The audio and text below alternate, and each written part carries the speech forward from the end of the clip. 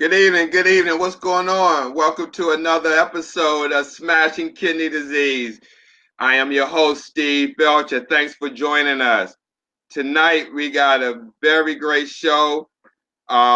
This is my homegirl. She's out of Washington, D.C., kidney warrior, advocate. So let's get this show started. Without further ado, I'd like to bring on Courtney Brown. What's going on, Courtney? Hey Steve, how you doing? Pretty good. How you doing? I'm doing great. I can't complain. Great, great. I was going to ask you how's the weather there, but we're practically in the same area. Yeah, you know how it is. It's freezing. Absolutely. I mean, I just came back from Florida on Sunday, 70 to 80-degree weather. And, I hated to come back to this weather. I'm sure you did. Wow. So tell us, I mean, we talked earlier about, your journey with kidney disease. Can you just share with, the audience watching how your journey started with this disease? Sure. What happened was one night I just couldn't breathe. I was asleep. I couldn't breathe, so I woke up and I was rushed to the hospital. My parents took me to the hospital, and once I arrived there, they told me that I had an asthma attack. I didn't know. I never had asthma, so they told me I had an asthma attack. They took X-rays, and the X-rays showed that I also had pneumonia. And so they treated the pneumonia and the asthma. They treated the pneumonia with a medication called Avalox, which is an antibiotic. Um, After I was given that Avalox, everything started to go downhill from there. My body started swelling. Um, I had a really, really bad allergic reaction to the Avalox. The situation could have been fixed by them draining the fluid and putting a test tube in. But instead of doing that, they just rushed me to the MRI machine to see why I was swelling. So I had the MRI with contrast dye. The contrast was gadolinium. And so by me swelling, I already had a little bit of kidney loss there, but it could have been reversed if they would have drained the fluid. It could have been fixed. But at this point, after the gadolinium, it had gotten worse. Everything had shut down. My kidneys, my heart stopped. I had seizures. I was gone. So after the MRI, I didn't come out well.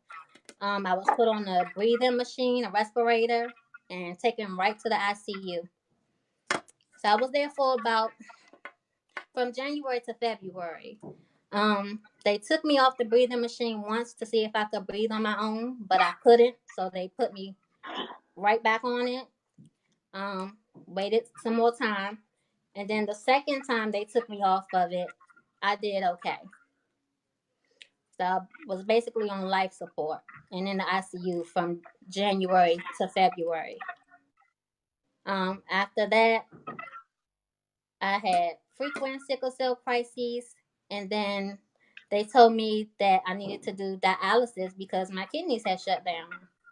They were scarred from the gadolinium contrast dye. And so that was the worst day of my life. I don't really remember everything that happened during that time, but most of it I do. So after that, that's when I started dialysis. Wow. And that was in Wow. 2006, January the 7th, on my actual birthday. Went in for an asthma attack and came out, in a wheelchair. The gadolinium also causes a rare disease called nephrogenic systemic fibrosis. It's very rare. There's no treatment for it or anything. So what it is a disease that scars your muscles, your organs, everything. So I have scar tissue all throughout my body, and it causes pain daily, and it's very, very hard to deal with. On top of the sickle cell. Mm. Um, After that, I was on dialysis for about 12 years, and I struggled with that. I went from hemo to PD. I caught peritonitis. I had to be cut from end to end. That didn't work out, so I went back to hemo. Um, while I was on PD, I became pregnant, but I lost that child. Mm. I was Sorry five to hear months. that. Yeah, so when I caught PD, it caused an infection, and the antibiotics that they gave me, amphotericin B, caused me to go into early labor. So I lost my first son. That was traumatic. So I moved on from that, and I went back on hemo, and I did hemo for about maybe 4 years after I started PD. And during the time I was going hemo, the last time I was so ready to give up, I was at my wit's end. And then that's when I got the call saying, hey, we got a kidney for you. But before that, I got like 3 calls telling me that I was second in line, and they never called me back. So this third call was the call, and I was sitting in the house playing with my son, and they told me to come in. Oh, I skipped the part. When I went back on hemo, I became pregnant again with my second son. That was in that was in 2016. So I had him in 2016. He's a miracle baby. I did hemodialysis with him every single day except for Sundays, so that was hard. I really didn't have too many complications other than that, other than treatment every single day, which was really, Mm-hmm. really draining. So that's about it. So I have a miracle 2-year-old son now, and he's doing fine. Nothing happened to him, while I was pregnant. He was born at 36 weeks. That was the only issue. But other than that, he came out perfect. Yeah, I think you're about the third person I met in my career that was pregnant on dialysis, and that is a daily treatment regimen that you have to do. And I'm sure that's can be sometime a burden of trying to get to dialysis every day. Did they give you short treatments every day, or you ran the same amount of treatment time every time you came? Yeah, I did the same amount, 3.5 hours every day. I was comfortable there. I was able to eat, so it wasn't really hard. I was used to it. I was already used to doing treatment, so it wasn't really a big difference. Mm-hmm. Mm-hmm. Wow. Yeah, Wow. I had an excellent staff, excellent doctors. Everyone was on board, doing everything they were supposed to do, and they even went beyond to help me. So that was Mm-hmm. great. So, did you have a natural childbirth or a cesarean birth? I had a cesarean section. Yeah, Mm-hmm. yeah. Okay. My son had stopped moving, and so they had to take him early. Right, right. Yeah. And so everything was well, no toxin buildup you know, from dialysis or the waste or anything like that. Everything came out great. Yes, by the grace of God, everything worked out perfectly. Yes. Right. Wow. So, I mean, was it hard to make a decision to go to dialysis every day for you? No, no, I didn't want to die, so I knew this is something that I had to do. I was always dedicated to doing it, so no, it wasn't hard. Yeah, I was tired, but luckily my center was right around the corner from my house, so it wasn't hard at all to get up and go. And plus, I drive, and then when I didn't drive, my family stepped in to help, so it wasn't a big deal. That's amazing. So 12 years on dialysis because of a medication error. I mean, or medication reaction. Um, and did the doctor tell you that they could have saved the kidneys if they didn't do that, or that's your thought? That's what the doctors told my parents after Mm-hmm. after the fact. The hospital tried to cover everything up, but I knew what happened. My family knew what happened. So were you able to seek legal alternative due to that? Yes, I Great, did, and great, that worked out great. So I'm just glad I'm absolutely, still alive. I'm glad I'm still here. No amount of money can fix what happened. So absolutely, I'm just glad absolutely. I'm still here. No, but the reason let me tell you the reason why I asked that. What happened to you happens a lot, and no one knows that it happens. You know, like the hospital, like something may happen with a person, and they may say, "Oh, this is the risk of doing this, so that's why it happened," and the person may just accept the information they got as face value and not really be really knowledgeable or to seek if that is true. And someone, just to keep them, far as the HIPAA anonymous, but somebody just inboxed me recently and asked me if they could seek legal remedy because of their failed access, meaning the way how it was stuck and caused the aneurysms and had to have corrective surgery. Were they able to seek legal remedy? And they had a doctor's note or the surgeon's note of why this problem occurred. And I told that person I would I would go to the lawyer with the note and seek to see if you have some type of claim, because what's happening now, Courtney, is that there's a lot of dialysis workers that are inexperienced that are on the floor working, and they have no, I guess, I don't want to say recourse because they do, but whoever trained them, they may have seen what they're doing, always on the phone or doing this and doing that, and they may adopt that pattern. And so they may not be taking their job as seriously because it may not look that serious when they're going through training.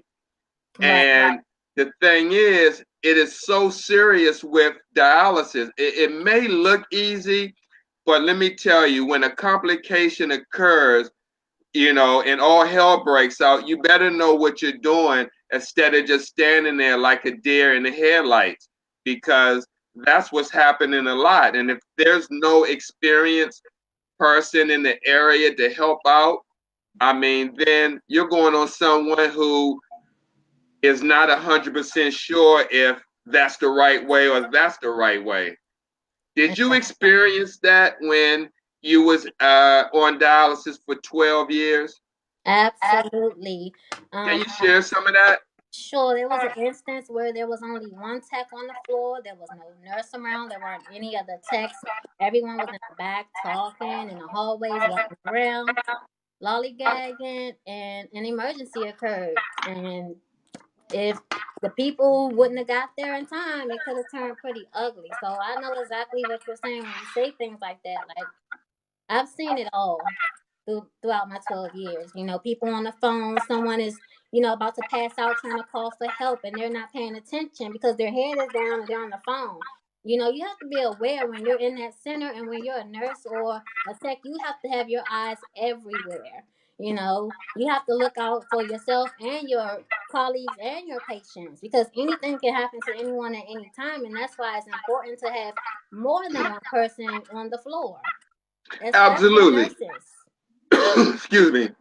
Absolutely. And I'm glad you shared that, Courtney, because we've had several shows where we talked about how does safe dialysis look like. And even with during the election out in California, they were talking about Proposition 8, where dialysis facilities, particularly DaVita and Fresenius, had a campaign, an opposition campaign against Proposition 8. They spent a total state record of more than $100 million to fight this campaign, just so they can keep getting 17%, profit margin. And they just wanted the opposition wanted them to cut down by 2%. But I say that because a lot of people who are not on dialysis, who don't work in dialysis, don't know that these type of occurrences happen, like what you're saying, people not in the area where they're supposed to be. You're supposed to be watching patients in your specific area, not huddled somewhere with a group of people where there's leaving patients unobserved. Anything can happen within a split second. Exactly. Just like you said. So during those 12 years, did you ever receive a call? How many calls did you receive for a transplant before you actually got to the actual call that said this is the one?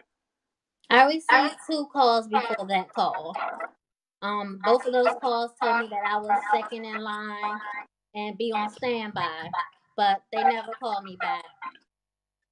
And so the third call was, "We need you here now. We have a match. Get to the hospital." So during the 12 years, you only received 3 calls, which is the third call being the final call. Yes, and I didn't get on the list until about maybe 5 years ago because I didn't know all my options. Um, Only thing I Really? knew was that someone could donate. I didn't know that there was a waiting list. So my sister got tested to donate, but we found out she had lupus, so she couldn't do it. And then that's when I Mm-hmm. later on found out that, hey, there's a list, you can get on it. And by me being on dialysis for 12 years, that moved me up on the list closer to the top. So I didn't have to wait too long once I got listed. And then I was on multiple lists at that. So Right. But you're saying from year one up until maybe year 7, you didn't know anything about transplant or the list? no, no one's I ever mean, mentioned it to me. what I about your had clinic? They didn't share none of that information? No, it was just like, you're on dialysis, this is what you have to do. And I didn't know my options. Wait a minute. I'm kind of speechless. Let me digest this for a second, Courtney, because did you see anyone at your facility getting transplanted during that 12 years? It was a lot of elderly people there, so not really. No. I was in between two different centers. The last center I went to, that's where I started to see, a lot of younger people and more people getting transplanted, and that's when I started to learn about transplant. Mm-hmm. Mm-hmm. So, yeah. I have to be honest with you. Seriously, you do not look, and I know there's no specific look, but I wouldn't be able to tell that you've been on dialysis 12 years. Wow, thank you. No, seriously, seriously. Yeah. Um, wow. So during those 12 years, what changes have you seen in dialysis that really amazes you from the time you started till now? Have you seen any innovative changes or more African Americans on dialysis or more clinics being built during your 12 years? Could you share that? I've seen a lot more clinics being built. I haven't really seen any advances as far as the machines or doing treatment. I just learned that there were like 3 different options. I didn't just learn that, but I knew that there were like home hemo, PD, and in-center dialysis. I knew about that. But the main thing that I've been seeing is more centers being open. And I'm seeing that around here in my neighborhood at a very fast rate. It's one on every corner almost, and it's really, really sad to see because that means there's more and more patients doing this type of thing, and it's really scary. Absolutely, absolutely. And me being from Washington, D.C., and having done half of my career in Washington, D.C., I know exactly what you're talking about. There's been many articles done on kidney dialysis in Washington, D.C. In fact, I think D.C. is listed as one of the highest in the nation with kidney failure. So, I mean, I know exactly when you say you can see almost one in every corner. As a matter of fact, in my neighborhood over in Northeast by Riggs Park, Calvin Coolidge High School, Northwest area, there's a dialysis center in the community. This is a middle class community, and this clinic is located near some warehouses. You couldn't see it unless you went up this street. But the fact that I wouldn't have never expected a dialysis clinic in that particular neighborhood just blows my mind because there's no fast food restaurants in this neighborhood. There's no liquor stores. It's just middle class homes. Wow. Absolutely. Absolutely. So you said you had done PD. Can you share your experience with PD? I My mean, was it a good? I mean, of course, like you said, you got an infection, but when you first started out, was that a viable option, good option for you at that time? It was because with PD you have more freedom. You can do it while you're sleeping. You can do it in between time during the day. So I was getting pretty tired of instant or hemo, and I like to get up and go and travel and do things. So I chose to go on PD. With PD, you like I said before, you can do it at night. You can do it while you're sitting watching TV in the house, comfortable. I actually traveled to Las Vegas while I was on PD. The process was pretty easy. When you first start, your nurse is there to train you, and you know is there every step of the way with you until you're comfortable enough to do it at home. But I must say, it is a lot of equipment and a lot of boxes, so you have to make sure you have enough room to store everything. But the experience was great until I caught peritonitis. What happened with that was I caught a hole in my catheter, and I didn't, know it until I started feeling something wet. And then I looked in my catheter, and there was a hole there. So I went to the hospital. They gave me antibiotics to take home to try to, fix it, which I didn't think was right, but I did it anyway. And that didn't work. And then they told me to come in because I was in excruciating pain, the worst pain of my life. So after that, the experience I looked at it totally differently. But I don't want to discourage anyone from doing it, because it's still No, great. but But excuse me. No, you're absolutely not discouraging anyone. You're just telling the truth of your experience with it. And you're not the first, and I'm sure you won't be the last person who tried PD and had that experience with it. However, this by sharing that, you may can help someone else. Like you said, you noticed you had a hole in it. Do you know how that hole got there? Well, I was about to take a shower, and I was at the sink, and I leaned over the sink to look in the mirror, look at something on my face. And when I leaned back, I guess that's when I caught the hole, when I was, putting pressure on the catheter. Sure, sure. Yeah, and that's how it happened. Yeah, I mean,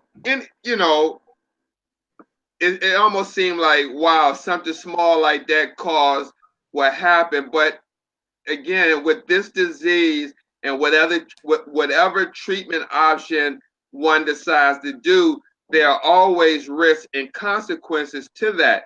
And the thing that I guess needs to happen is to reduce as much as possible, the consequences and the risk that could be involved with that. So, how long did you do PD before that incident happened? About 3 years. Okay, okay, Yeah, pretty wow. long time. Yeah, everything was working well with that. Did you the other day, and I saw one of your comments on the show when I had Jesus Mendoza on a late edition of Sunday Morning Transplant Coffee Talk, and she had done PD as well, and she used to go to work, and on her break, she'd go to her car and do her PD treatment. Yeah, that is awesome. That when I heard that, I was like, Absolutely. wow. I always wanted to try that, but I was always afraid. But for her to do that was very, very brave, and I commend her on that. Oh, absolutely, absolutely. Um, how during the 12 years, and I'm sure like many other kidney warriors, and not just kidney warriors, but anybody, the times that depression might have creeped along, how did you deal with that? Well, I have a very, very strong family support system. My parents, my sister, cousins, aunts, and uncles were all there to help me. And I also had a church home that I was going to, and I also prayed, you know. So that helped a lot. But my family Uh-huh. played a very big role in my, mental health and me just dealing with all of this. They really, really helped me a lot. Wow. So during the hemodialysis portion of your time on dialysis, what type of access did you end up getting created? Wow. I would clot a lot because of the sickle cell.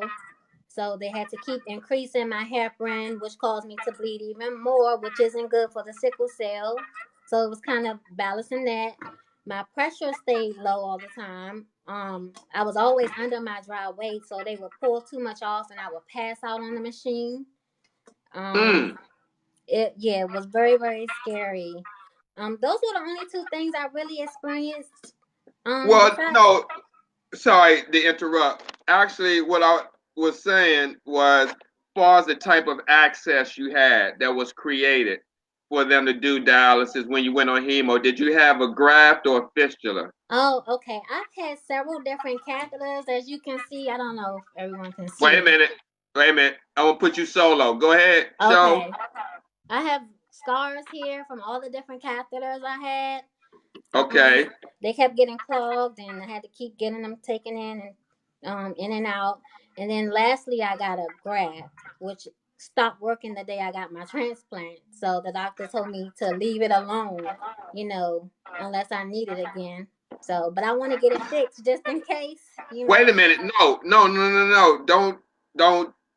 Like you said, let me tell you something. And I mean, you could, do, you know, what you want to do. But when I see something like that in medical, where the day of your transplant, your access stopped working, to me, I mean, to me, that almost seemed like a God given type of gift. And when I say it like that, because depending on how you look at it, maybe it can say, well, you ain't gonna need this no more.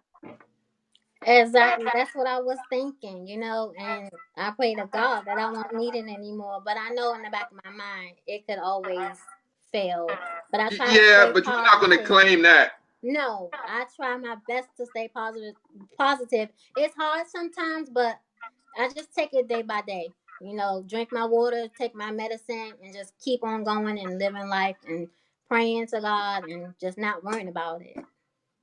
So take us back the day you got called. What was you doing before you got called, and then what was your feelings when they told you to come down? Were you like, well, this is just like the last two calls. This is not going to happen. Can you take us back to that day, what you was doing up to that point, and then your emotions when you finally knew that this was happening?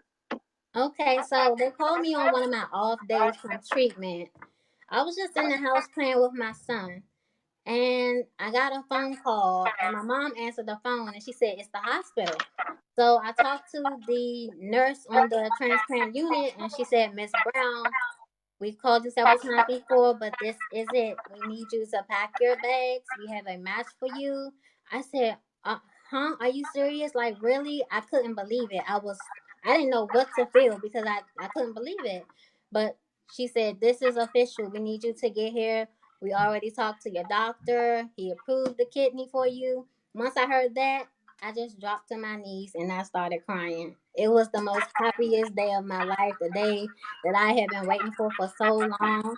And God knew that I was ready to give up. And it's like, He answered my prayer because I kept saying, God, I can't take this anymore. I'm so tired of fighting. I can't, but He reassured me that, yes, you can. You're going to fight. And that's when I got the call. So Wow. Wow. So did you ever think up into the time that they actually wheeled you into the OR that it wasn't going to happen? Did you ever have any doubts? I did, because once I arrived at the hospital, they said, "Oh, your time got pushed back because it was supposed to happen early in the morning, but I had to end up waiting because the OR was backed up." So I was like, "Okay, I'll probably be going home." But no, it happened later that night, and I remember them telling me, "Okay, you're going down," and then I was out. I went down to the OR. They knocked me out. I remember waking up, and I was like, "Did it happen? Did it happen?" They said everything worked out well. You have your kidney, and I just burst out in tears. I was so happy. My sister was there with me the entire time. They before I got when I got the call, they gave me some information on my donor. It was a deceased donor who died of a drug overdose, but it didn't affect his kidney at all. And so I had to make a decision whether or not I wanted to take that risk. And at that point, I said I'm gonna take it. So I did it. Yeah. Wow. I mean, I heard that from several other people about the drug overdose.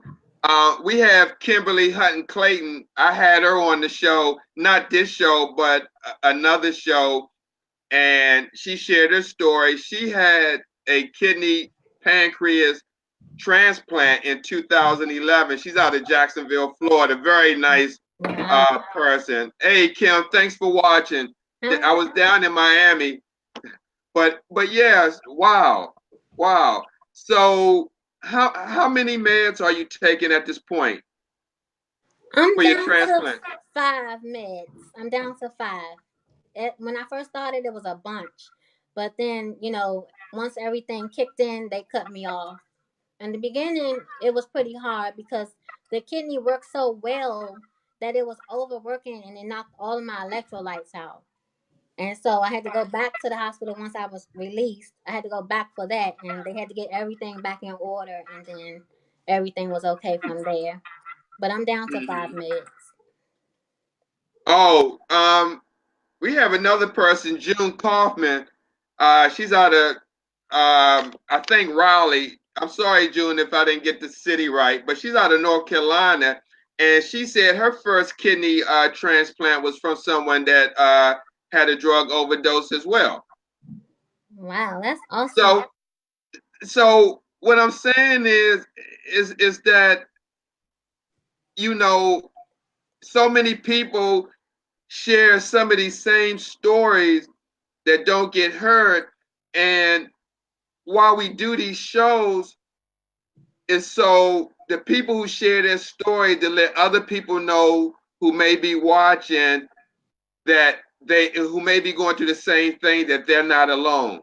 Right. You're That not alone. You're it, not the only person that this has happened to. So that makes you feel good when you know you're not alone. absolutely. Kimberly asked, how long? Can you see the comments on the screen? Just Uh, one from Kimberly, yes. she want to know how long had you had your kidney? I am 1 year, 2 months post today. So I got my transplant October the 17th of last year.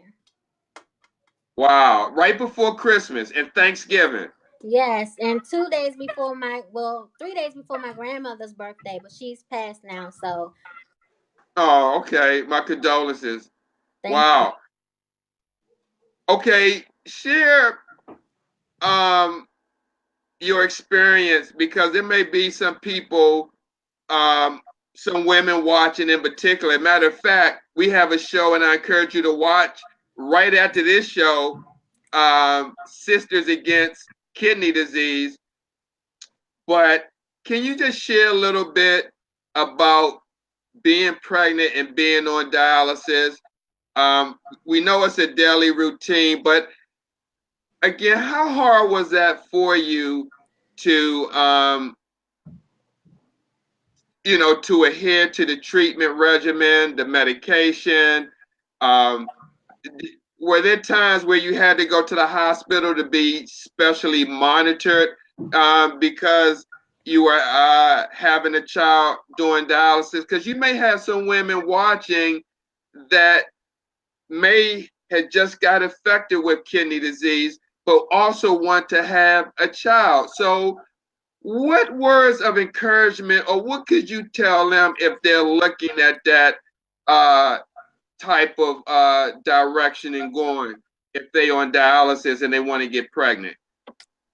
Okay, I'm gonna be honest. It's not recommended that you get pregnant while on dialysis, but if you do become pregnant, you will have to see a high risk OBGYN, and they will have to work closely with your nephrologist to make sure everything is fine, to make sure you're taking the correct medications, you're getting the correct amount of time on dialysis to remove toxins from you and your baby.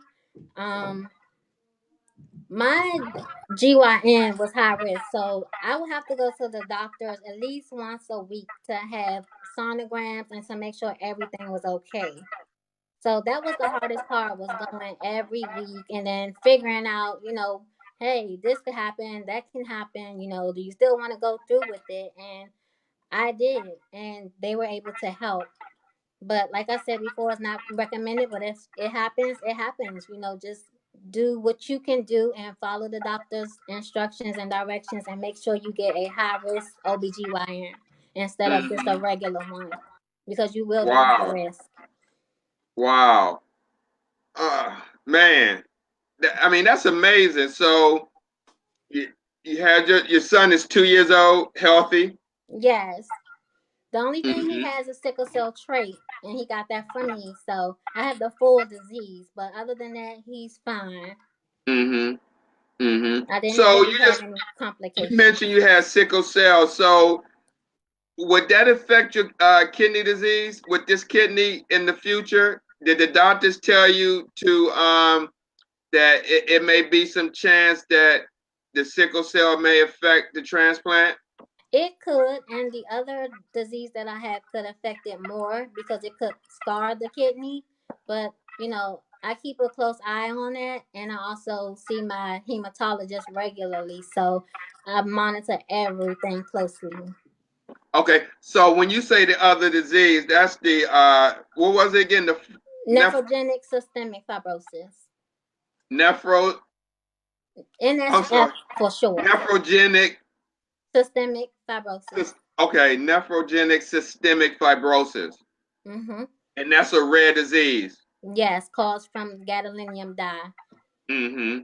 Now, is that common in blacks? No, it's not. It's very rare. You don't find many blacks who have it, but now it's affecting everybody. In the beginning, it would be like foreigners, but now it's like here in the States, it's affecting more and more people. And what caused that? The NSF, it came from contrast dye gadolinium when I received the MRI to find out why I was swelling when I first became sick. And by my kidneys not functioning at that time from the Avalox a little bit, it caused everything to shut down. And so, would you say that people that may go in a hospital for a condition that, and they may have to get an MRI or some type of X-ray where it requires contrast dye, that they should be real mindful of what they're drinking and what they're taking, and should ask questions? Sure. Yes, absolutely. Mm-hmm. You had mentioned during our conversation in the past that you had started some advocacy work. Could you share a little bit about that? Well, reached out to the National Kidney Foundation to become an advocate. I did the training and everything, but I never really heard anything back from that. So I've been going out on my own, just, sharing my story and my testimony with people. And that's how I've been, getting the word out. Yeah, I'm trying to remember. I believe it's Monica Lewis Fox, Kidney Warrior. Also a transplant recipient. And I believe she is out of Chicago, but she works with one of those organizations. And I mean, she posts pictures with the information and, when she's at the table or at a seminar. Why do you think? I mean, I'm just lost for words because you're talking about an organization that wants to spread kidney disease awareness, but they don't want to, they do it. But when you have a person who is a transplant recipient and wants to be active in doing that and doesn't get a call back, what do you think is the reason for that? Or do you think is any reason at all? They just not, too busy to get back with you. I mean, do you think there's some like conspiracy? Now, I don't want to say conspiracy, but just, I want to be honest, not getting the information out to African Americans. Yes, I believe that's what it is because it seemed like when I did the training, I was the only African American doing the training. And I did really well with the training, but it's like when I got to the end, I never heard anything back. And I was going back and forth with the director, and it's like, okay, you didn't get the information to do the work, that's on you. So I just gave up after that, and it didn't make me feel good at all. I did all of this not to hear anything back, and I just think that's crazy. And that's, I mean, I don't want to make this program about American Kidney Foundation or American Kidney Fund, but that's my whole point with these large organizations is that people, and they don't know, but people donate to these organizations and they use the money for other stuff where it's not being refunneled back in the community. And when you have organizations such as Urban Kidney Alliance, a grassroots, you see how we trying to do these multiple shows and get the word out. We can't even get a dime of donations. I mean, it's cool. It's cool because God got us, but it just shows you where these big organizations, they don't do nothing. They don't have no broadcast like we're doing. They're not up. They're not on there sharing information, telling you what's going on in the clinics. They're not doing none of that. But yet people are going out, walking, raising thousands of dollars for these organizations. And that's fine. But at the end of the day, they turning their money over to the organization. They get a t-shirt and that money goes to whatever it goes to. But yet, when you have people such as yourself who went through the experience and then you go back to the organization that promotes this and you can't even get in contact with the people to go out to share your experience to raise awareness, it's absolutely ludicrous. And Yeah. that's what gets me. Yeah, so that's why I took it upon myself to go out and spread the word. Whether it's just sharing my story or asking, hey, have you been to the doctor? Asking a family member or someone that I know that's close to me, have you gotten your kidneys checked? I'm spreading the word myself because I can't rely on, a foundation to do it for me. I want to help, but I just have to take it upon myself. Like you have your program here, you're doing an excellent job with that, spreading the awareness. That's a step. And the more people we get on board, we can really get it going. Absolutely. And I told you that. I definitely want you to come on board and we're going to talk about that because this disease is serious. People are not taking it serious as they should be. It's the ninth leading cause of death in the United States. And I was just seeing something. Now, when I say this, I mean, I don't take this lightly and women's far as women bleeding after childbirth and dying. I just saw a video of Judge Hatchett. Her daughter-in-law passed away, healthy woman, but gave childbirth, and 12 hours later, I believe 12 to 18 hours later, she was dead from post bleeding. I mean, that's getting a lot of attention. I mean, when is kidney disease going to get that attention that needs to be said? With all the clinics that are exploding around the country.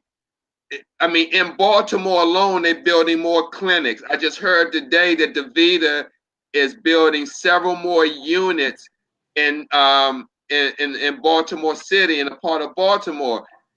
I mean, there's over 40 clinics around in the area, 17 alone in one zip code within 2.5 to 5 mile radius. Yes, exactly. It's like, how can we get it out there? You know, it's not being done. And the small steps we take seems like it's not enough, you know, but these big corporations get it out there and it's like it's still nothing being done. They're getting donations, but where is that money really going? And how is it helping Exactly. us, you know? Exactly.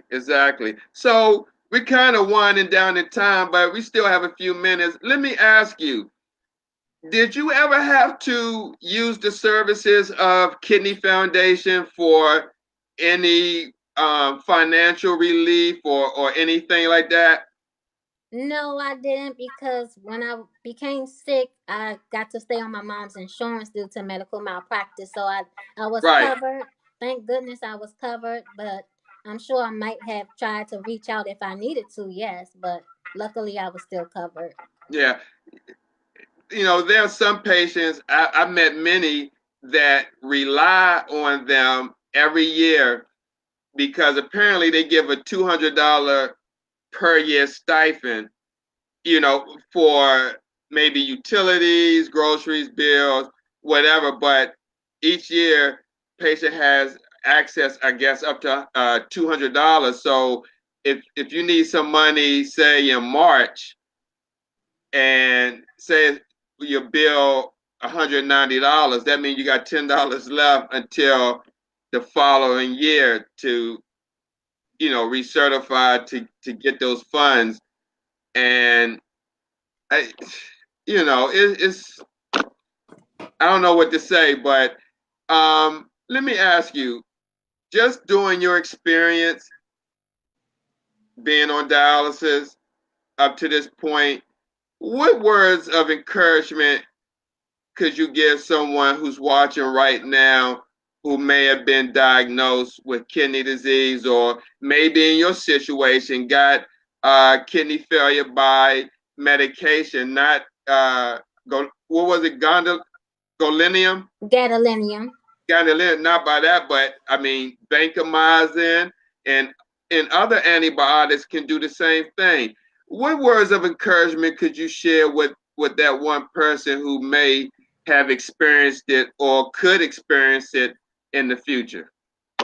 I will tell them to ask questions. Don't be afraid. It's your body, it's your life. You have the right to ask all the questions you need to. Don't let anyone just do anything. If you don't feel comfortable with something, don't go through it and always get a second opinion. You have that right. A lot of people don't speak up for themselves, and you have to because you're the one that's battling this and you're battling it alone by yourself. So you have to advocate for yourself. So ask questions. Always ask questions. That's the main thing I tell people. Ask questions. Absolutely. Now, when you was asking questions, did they consider you to be a problem? Yes. Mm-hmm. Because a lot of people sit there and it's like they're a guinea pig and they want to do all these different things and the person is just mute. You know, it's like, okay, they're afraid to ask questions or they'll just let them do anything. But no, it's your body and it's your life. So you have to take up for yourself. Absolutely, I agree. I agree with you 100%. So, how are your labs now? My labs are great. As long as I take my medicine and drink at least 5 bottles of water a day, try to exercise if you can, it'll be great. Wow, that's wonderful. That's wonderful. So, what are your future plans? Well, I want to get back to working, but with the sickle cell and the fibrosis, it's very hard to do that because I am considered disabled. I may not look it, but I'm considered disabled. So it's very hard. I did go back to work to co-teach for about 3 years after I got sick, but it didn't work out because I was missing too many days. And so I just been, trying to take care of myself. But I would like to go back to work and go back to school. Right, right. Yeah, Maureen Barber, I mean, she chimed in right with you. She says, ask questions and advocate for yourself is such good advice for all of us. I mean, you got to, because some people, I'm going to be honest, speaking from a healthcare professional, there's patients that don't want to ask questions with the technician because they may feel like that, they may scream on them, or like they bother them. But no, you gotta ask questions. I mean, if you see something that's not right, that the technician or the nurse is doing with your treatment, don't just watch them and to the point where it messes things up. It's always good to ask questions, even when you get medicine like heparin. Is that my heparin? Yes. How much is it? Know how much heparin you get. If you get 3,000, make sure you're getting 3,000 and not 4,000, because to err is human. People make mistakes drawing up medicine and doing every other type of um what's the word I want to use, situation, procedure when you're doing dialysis. I mean, during those steps, people make mistakes. And some people, they keep doing it and don't say nothing. Some people stop and correct it. So, but if you don't know what's going on, then you'll miss it. Mm-hmm. And you'll be the one suffering for that, for not speaking up for yourself. So you have to do it. Absolutely. So, yeah, Courtney, we're about to wind down on the show, but I definitely appreciate you coming on and sharing your story. I mean, I definitely look forward to working with you. That's that's without a doubt. That's without a Yes. doubt. So I just hope you will have the time and patience, to work with us in our campaign, and go to the top with us. I would love that. I'm on board. Oh, absolutely. So anybody want to send a shout out to before we end the show? My friend Maureen, I think she's on here. Hi, Maureen, and my sister, my family, and friends that are watching. Hi. Oh, Maureen Barber. Okay, so you know her. Thanks for watching, Maureen. We appreciate that. Please continue to watch our shows to raise awareness and advocacy for this awful disease. Yes. Yeah. So, Courtney, again, thanks for coming on, dear. I really appreciate talking with you.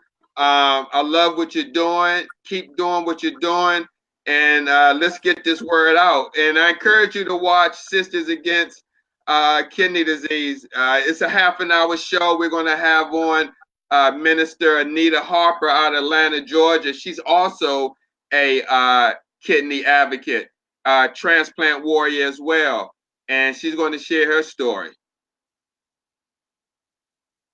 All right. I'm not sure what happened with your sound, but that's okay. I definitely be in touch with you and talk to you soon, okay? All right, Courtney, take care. All right. Y'all, thanks for tuning in to Smashing Kidney Disease. That was a great conversation with my homegirl, Courtney Brown, out of Washington, D.C. So tune in. I mean, literally 5 minutes from now to Sisters Against Kidney Disease with our host, Sorrell, with Minister Harper. Tune in. Thanks for watching. Peace and blessings. Good night.